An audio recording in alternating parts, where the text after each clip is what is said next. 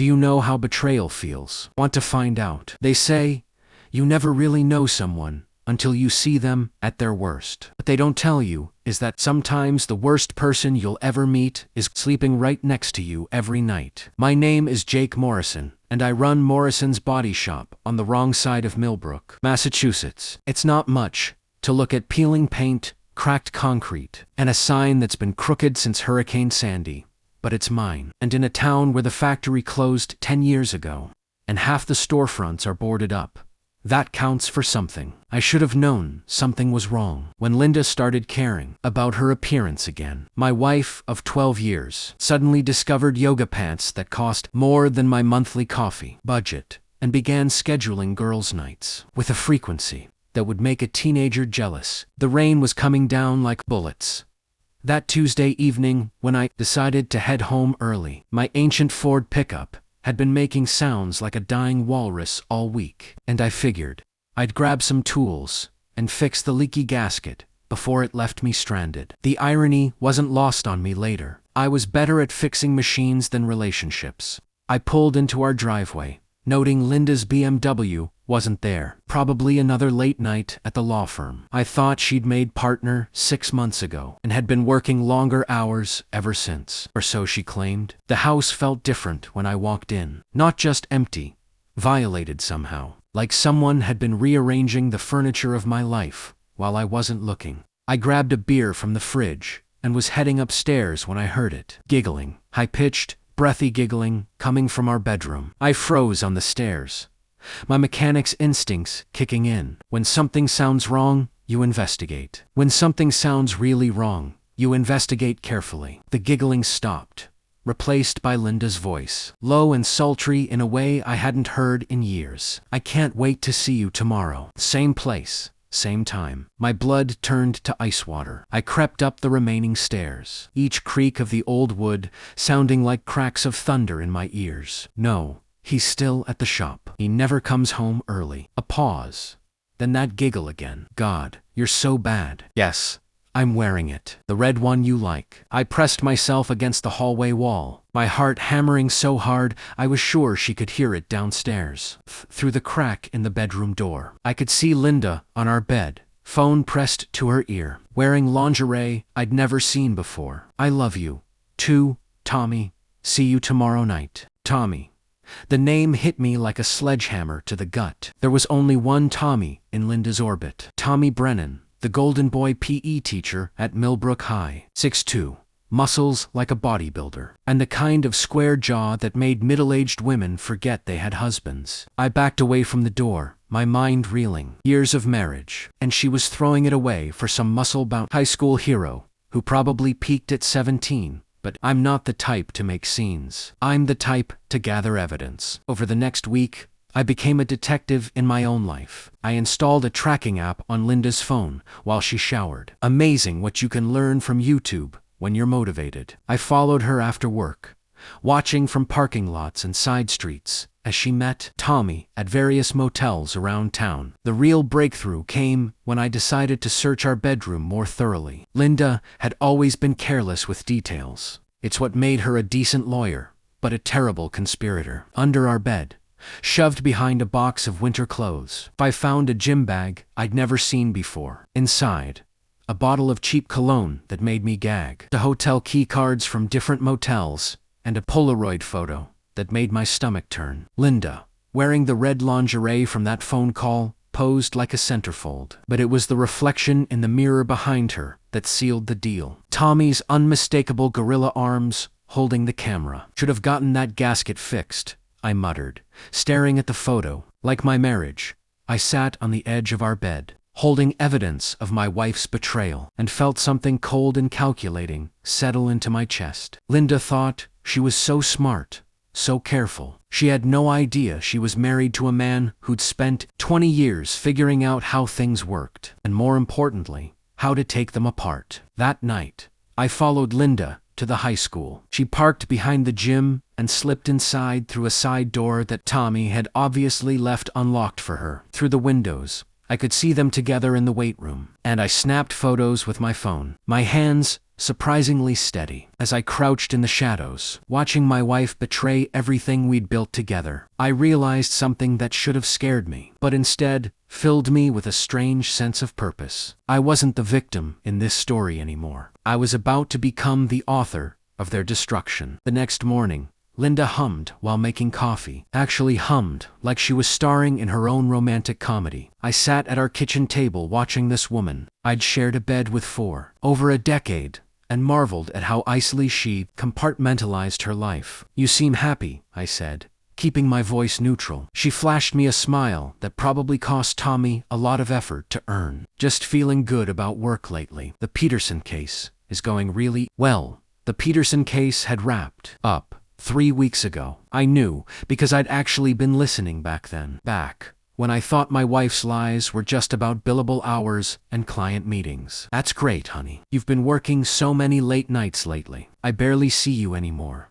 Something flickered in her eyes. Guilt, maybe, or just annoyance at having to maintain the charade. "Well, partnership comes with responsibilities. You wouldn't understand." There it was, the casual dismissal, the subtle reminder that she was the one with the law degree, the one who'd elevated herself above her blue-collar husband. I'd been hearing variations of it for months, but now I understood what it really meant. I wasn't worth the truth anymore. "You're right," I said, standing up. "I probably wouldn't understand a lot of things, like who's been training you after hours at the gym." The coffee mug slipped from her fingers, shattering against the kitchen floor. Linda stared at me, her face cycling through surprise, fear, and finally settling on indignation. "What the heck is that supposed to mean?" I pulled out my phone and showed her one of the photos from the night before. Linda and Tommy locked in an embrace that left no room for interpretation. Her face went white, then red, and then white again. "You followed me. You sick, paranoid. Save it." I pocketed the phone. "I found your little love nest. Supplies under our bed. The photos. The hotel cards. The whole pathetic collection." For a moment, I thought she might confess, might show some remorse, or at least acknowledge what she'd done. Instead, Linda straightened her shoulders and looked at me with the same cold expression she probably used on opposing counsel. "You're crazy, Jake. You need help. Professional help." The gaslighting was so smooth, so practiced, that I almost admired it. Almost. Am I crazy? Or are ye just that bad at covering your tracks? I don't know what sick fantasy you've cooked up in your head, but I'm not discussing this anymore. I'm late for work. She grabbed her purse and headed for the door. Stepping carefully around the broken coffee mug, at the threshold, she turned back. "Clean up that mess. And Jake, get some help. This paranoid behavior is embarrassing." The door slammed behind her, leaving me alone with the shattered ceramic and the crystalline clarity of my situation. Linda wasn't just cheating, she was rewriting history, making me the villain in her story of liberation. That's when I decided to stop playing defense and start playing offense. I spent the day planning, not some half-baked confrontation or dramatic scene, but a systematic dismantling of the fantasy world Linda and Tommy had built together. They wanted to play games. Fine. But they were about to learn that the quiet guy who fixed cars for a living had picked up a few other skills over the years. That evening, I drove to the high school and parked across the street. Linda's BMW was already there, tucked behind the building like a guilty secret. Tommy's red Camaro was parked next to it because, of course, a guy like Tommy drove a red Camaro. I popped my truck's hood and walked over to Tommy's car with a small device I'd picked up from my shop, a remote-controlled engine kill switch, the kind repo men use to disable cars without damaging them. It took me about 3 minutes to install it under Tommy's hood. Then, I settled in to wait. An hour later, they emerged from the gym, Tommy's arm around Linda's waist like he owned her. They kissed goodbye next to their cars, a long, passionate embrace that made my stomach churn. Tommy got into his Camaro and turned the key. The engine roared to life, then immediately died. He tried again, with the same result. "What the heck?" I heard him mutter as he popped the hood. While Tommy played mechanic, I activated the device in my pocket and stepped out of the shadows. "Having car trouble," I called out, walking toward them with my hands visible and empty. Linda spun around, her face a mask of horror. "Jake, what are you doing here?" "Just thought I'd see how my wife's personal training sessions were going." I looked at Tommy, who was still bent over his engine. "You must be the trainer. Tommy Brennan, right?" Tommy straightened up, and I got my first close look at the man who'd been sleeping with my wife. He was everything I'd expected. Tall, muscular, with the kind of confident swagger that came from being the star athlete in a small town where that still mattered. "Who the heck are you?" he demanded. "I'm the husband." I smiled, pulling the taser from my jacket pocket. "And you're the a-hole who's been screwing my wife." Tommy's eyes widened, but his jock instincts kicked in, and he started toward me. "Listen, buddy, I don't know what you think." I didn't let him finish. The taser caught him right in the groin. 50,000 volts of instant justice. Tommy dropped like a sack of potatoes, convulsing on the asphalt while making sounds I'd never heard a human make before. "Jesus Christ, Jake!" Linda screamed, rushing to Tommy's side. I stood over them both, feeling calmer than I had in weeks. "You know, I always wondered if these things really worked as advertised. Thanks for helping me find out." Linda looked up at me with pure hatred. "You're insane." "I'm calling the police." "Go ahead. Tell them how you found me here. Explain what you were doing at the high school at 9 o'clock at night with Mr. All-American over there." She fumbled for her phone, but I could see the calculation in her eyes. Calling the police meant questions, and questions meant explanations she wasn't ready to give. Tommy groaned and tried to sit up. I helped him by grabbing his shirt and pulling him to his feet. "Here's how this is going to work," I said, my voice conversational. "You're going to stay away from my wife. You're going to find a new job in a new town. And if I ever see you within 50 miles of Linda again, I'll introduce you to some of my other shop tools." Tommy nodded frantically, still unable to speak properly. I turned to Linda, who was staring at me like I'd grown a second head. "As for you, we'll talk when you get home." "If you get home." I walked back to my truck, leaving them in the parking lot. As I drove away, I could see Linda in my rearview mirror, kneeling next to Tommy, probably calling emergency. By morning, the whole town would know that someone had given the golden boy a shock treatment behind the high school. They just wouldn't know who, but they were about to find out. The next morning, Millbrook was buzzing with gossip like a kicked hornet's nest. Tommy Brennan, the town's golden boy, had been found behind the high school with what the police were calling mysterious injuries to his groin area. The official story was that he'd suffered some kind of electrical accident while working late. I learned all this from my friend Mike Costello, who owned Costello's Bar on Main Street and had his finger on the pulse of every rumor in town. "You hear about Tommy Brennan?" Mike asked when I stopped by for lunch. "The PE teacher. What about him?" Mike leaned across the bar, lowering his voice. "Someone tased the poor bastard right in the balls. Found him behind the high school last night, twitching like a fish. I nearly choked on my beer." "No kidding. Any idea who did it?" "Police are being tight-lipped, but word is there was a woman with him. Married woman, if you catch my drift." I caught his drift perfectly. "Sounds like someone's husband got tired of sharing. That's what I'm thinking. Good for him, whoever he is. About time someone taught that pretty boy a lesson." Mike had never liked Tommy, mainly because Tommy had stolen Mike's girlfriend back in high school. In a town like Millbrook, grudges had a long shelf life. I finished my beer and headed back to the shop, where my employee, Danny, was working on a transmission rebuild. "Boss, you hear about Coach Brennan?" Danny asked, without looking up from his work. "Yeah." Mike filled me in. "Sounds like he stuck his Johnson where it didn't belong." Danny laughed. "My cousin goes to the high school. Says half the soccer moms have been throwing themselves at Brennan since he started there. Guess one of their husbands finally had enough."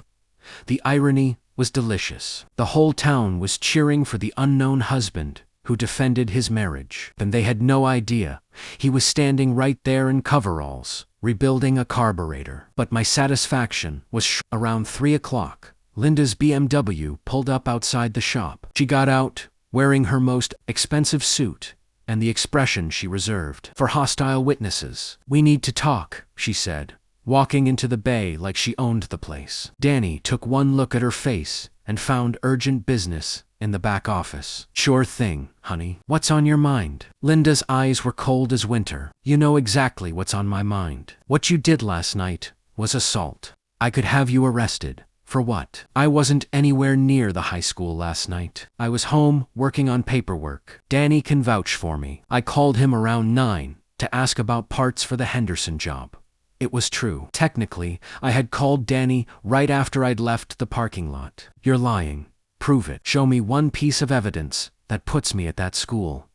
Linda's jaw tightened. She was used to having all the answers, used to being the smartest person in the room. But she was playing in my world now, and I knew the rules better than she did. This isn't over, Jake. I won't let you destroy my life because of your sick jealousy. Destroy your life. I laughed, and it wasn't a pleasant sound. Sweetheart, you did that all by yourself. I'm just making sure everyone gets to see the wreckage. She turned to leave, then spun back around. What's that supposed to mean? Instead of answering, I pulled out my phone and showed her the screen. It was an email draft, addressed to the senior partners at her law firm with the photos from the gym attached. I haven't sent this yet, I said conversationally, but I'm thinking the Peterson case isn't the only thing you've been working hard on lately. The color drained from Linda's face. You wouldn't dare. Try me. We stared at each other across the garage. 12 years of marriage, reduced to a standoff between enemies. You bastard, she whispered. Yeah, probably. I'm a bastard who's tired of being played for a fool. Linda left without another word. For heels, clicking angrily against the concrete floor. I watched her drive away, and realized that I felt lighter somehow. Like I'd been carrying a weight I hadn't even noticed until it was gone. But the feeling didn't last long. An hour later, Tommy Brennan walked into my shop. He moved carefully, like a man with tender areas. But he was upright and clearly functional. More importantly, he was angry. You son of a bitch, he said, his voice tight with pain and rage. Danny started to get up from his workbench, but I waved him off. It's okay, Danny. Mr. Brennan and I are just going to have a friendly chat.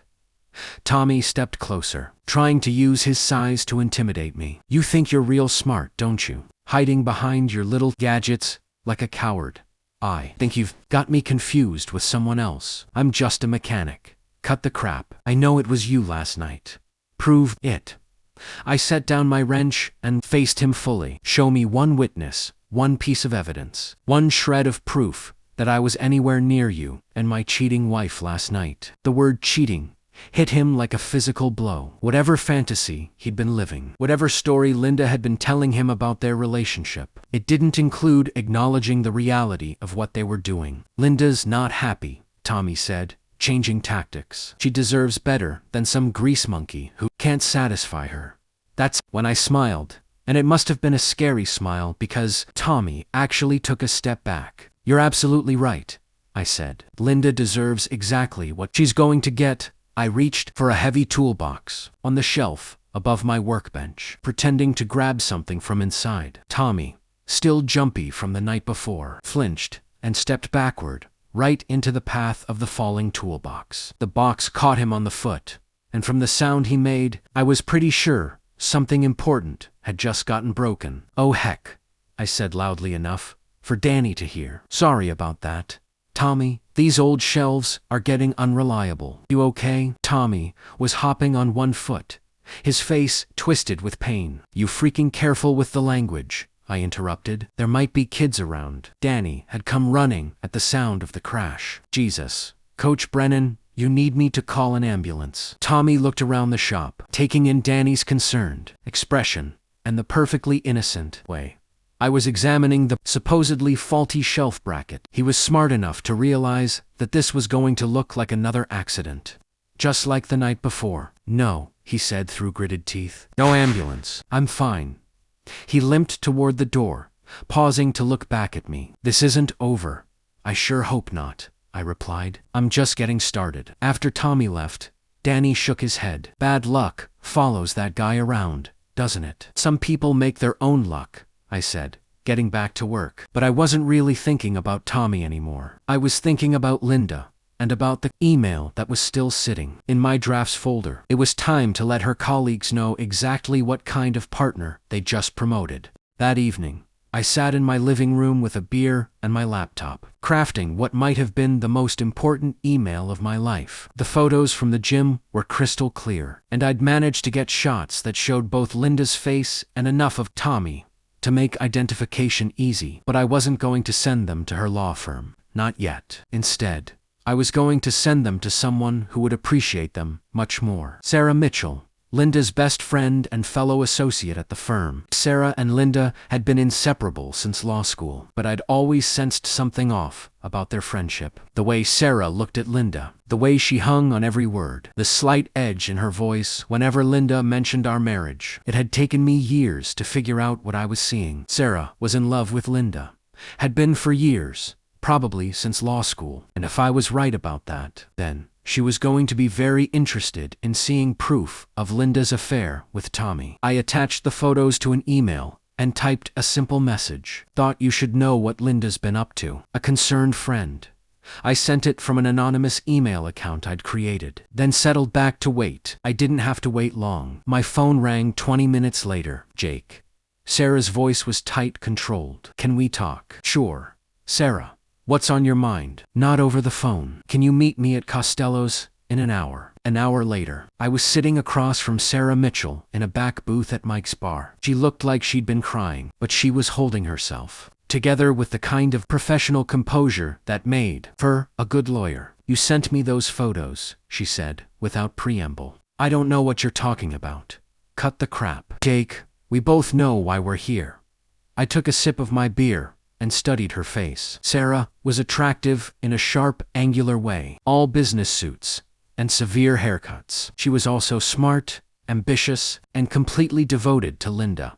Okay, I said. Let's say hypothetically that I did send you some photos. What would you want to talk about? Sarah's composure cracked slightly. How long has this been going on? A few months, as far as I can tell. Maybe longer. And you're sure it's serious? I pulled out my phone and showed her the photo I'd found under our bed. Linda, in the red lingerie. This was taken in my house in my bedroom. You tell me how serious that is. Sarah stared at the photo for a long moment, her hands clenched into fists on the table. That bitch, she whispered. Excuse me. Nothing. Sarah looked up at me, and I could see calculation in her eyes. What do you want, Jake? I want my wife to face consequences for what she's done. I want her to understand that actions have repercussions. And you think destroying her career is the way to do that? I think Linda believes she's untouchable.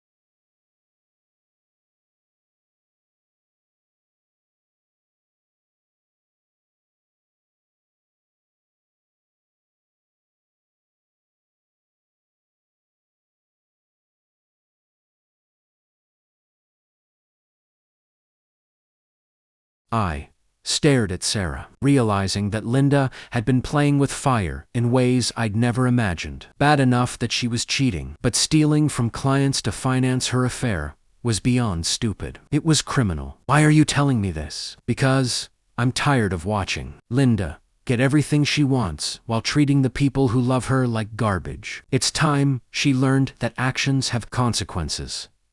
Sarah reached into her purse and pulled out a flash drive. Everything's on here. Bank records, hotel receipts, credit card statements, enough to bury her professionally and personally. I took the drive, feeling its weight in my palm. What do you want me to do with this? That's up to you. But Jake, whatever you decide fast. Linda's getting suspicious about the photos. She's been asking questions, making accusations. It won't be long before she figures out we're working together.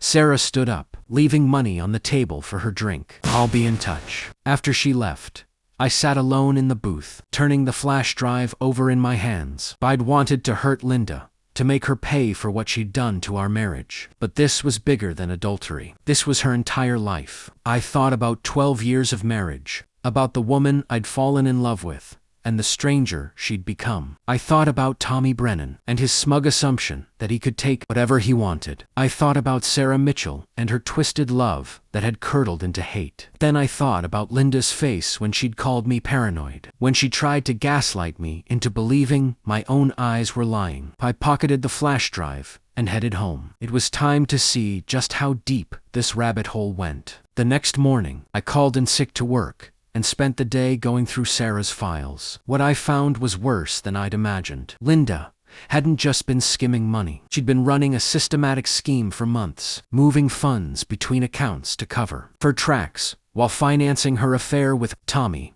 hotel bills, restaurant charges, even the red lingerie from the photos. All of it paid for with money stolen from clients who trusted her with their legal problems. I was still processing the magnitude of Linda's betrayal when my phone rang. The caller ID showed Linda's office number. Jake, we need to talk. Her voice was tight, with barely controlled panic. About what? Don't play dumb. Someone sent photos to people at my firm. Photos of me at the gym. That's terrible. Any idea who would do such a thing? Cut the crap. Jake, I know it was you. Actually, it wasn't. But I'm not surprised someone did it. Small town, lots of gossip. You and Tommy weren't exactly subtle. There was a long pause. What do you want? I want you to come home tonight. I want us to have an honest conversation about our marriage. And if I don't, I looked at the flash drive sitting on my desk. No, you just asked me to be your fool, and I was, for 12 years. But I'm done now. What's that supposed to mean? I picked up my phone and showed her the screen. It was an email addressed to the senior partners at her firm, the State Bar Association, and the district attorney's office. The flash drive's contents were attached along with the photos from the gym and a detailed timeline of Linda's activities. This goes out in 12 hours, I said, unless you do exactly what I tell you to do. Linda stared at the phone like it was a loaded gun. You're bluffing. Try me. She sat down heavily, the fight going out of her all at once. What do you want? First, you're going to call Tommy and end it tonight. I want to hear every word. Jake, please. Second, you're going to write out a confession, detailing exactly how much money you've stolen and from which accounts. You're going to return every penny with interest. That's impossible. I don't have that kind of cash. Then you'll figure it out. Sell your car. Liquidate your retirement account. I don't care. But you're going to make those people whole.